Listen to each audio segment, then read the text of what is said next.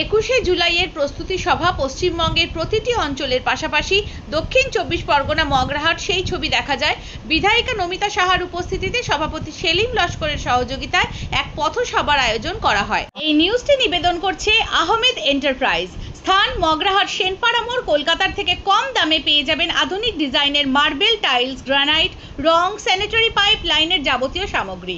শীঘ্রই চলে আসুন, যোগাযোগ করুন এই নম্বরে 9734016596, 8926036616। এই 21শে জুলাই কেন শোকের দিন হিসেবে পালন করেন তৃণমূল কংগ্রেস, তা নিয়ে বিস্তারিত জানালেন বিধায়িকা নমিতা সাহা। শুনুন সেই কথা। তৃণমূলের জন্ম লগ্ন এবং এই তৃণমূল কংগ্রেস থেকে তৃণমূল কেন হলো তার ইতিহাস আমার পূর্ববর্তী বক্তারা সবই বলেছেন। 21শে জুলাইয়ের কথা বলবো। প্রতি বছর 21শে জুলাই 1993 সাল থেকে আমরা পালন করে আসছি। কেন 21শে জুলাই?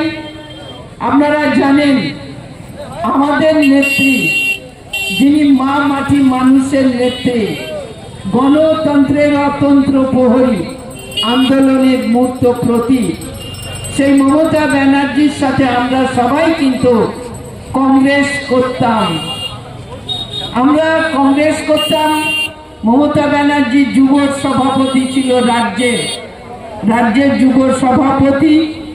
সেই মমতা ব্যানার্জি যখন দেখলেন 1993 সালের যে ভোটটা হলো, চারিদিকে অত্যাচার, অনাচার, দুর্নীতি, মানুষ স্বতঃস্ফূর্তভাবে তার মতামত ভোট বাক্সে প্রদান করতে পারেনি। সেজন্য তিনি বললেন, এভাবে ভোট করলে ভোট হবে না, আমরা চাই শান্তিপূর্ণ ভোট, মানুষ তার নিজের ভোট নিজে দেবে, তাই no identity card, no vote, একথা তিনি ঘোষণা করলেন এবং রাইটার্স অভিযানের ডাক দিলেন। তারই নেতৃত্বে সারা রাজ্য থেকে লাখো লাখো মানুষ সেদিন রাইটার্স অভিযানে যোগদান করেছিল। আর আমাদের মগরাহাটে হাজারে হাজারে মানুষ সেদিন নেতৃত্বে ছিলেন। আপনারা সবই জানেন, আলকাজ গাজী মহাশয়, ধামুয়া থেকে সুব্রত মুখোপাধ্যায়, আর একজন বৃদ্ধ মানুষ ছিল। সে বৃদ্ধ মানুষটি কংগ্রেস ছাড়া কিছু জানতো না, তার নাম ছিল গান্ধী। তিনি ছিলেন গান্ধী বুড়ো। তো তাদের সাথে আমিও ছিলাম একসাথে। মগরাহাট থেকে হাজারে হাজারে মানুষ, Magrahat station, Radhanagar station, Dhamua station, motor station থেকে আমরা সব গিয়েছিলাম। আমরা যখন গিয়ে ধর্মতলায় সবে পৌঁছেছি, আমরা যে দৃশ্য দেখলাম, ভারতবর্ষের ইতিহাসে এরকম দৃশ্য কেউ কখনো দেখেনি। আমরা দেখছি ট্রাক ভর্তি হয়ে মানুষ, ঝান্ডা হাতে, ঝান্ডাটা ভিজে রক্তে লাল হয়ে গিয়েছিল। সবাই বলছে ঝান্ডা উড়িয়ে উড়িয়ে আপনারা চলে যান, চলে যান, চলে যান, এইরকম একটা আওয়াজ। সবাই ফিরছে, কে কোন দিক থেকে ছুটে পালাচ্ছে কেউ আমরা বুঝতে পারছি না।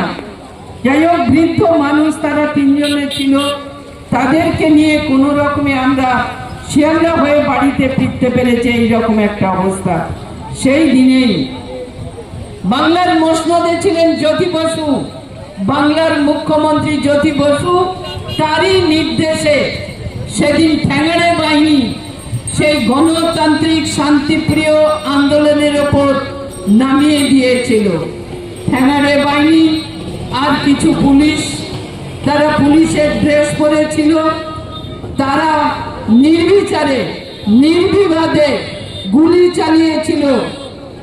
গুলির আঘাতে 13 জন তরুণ যুবক তারা নিহত হয়েছিলেন। তাদের রক্তে কলকাতার রাজপথ ভিজে গিয়েছিল। সেই দিন থেকেই এই 21শে জুলাই পালন করা হয়। এই 21শে জুলাই একটা ঐতিহাসিক দিন।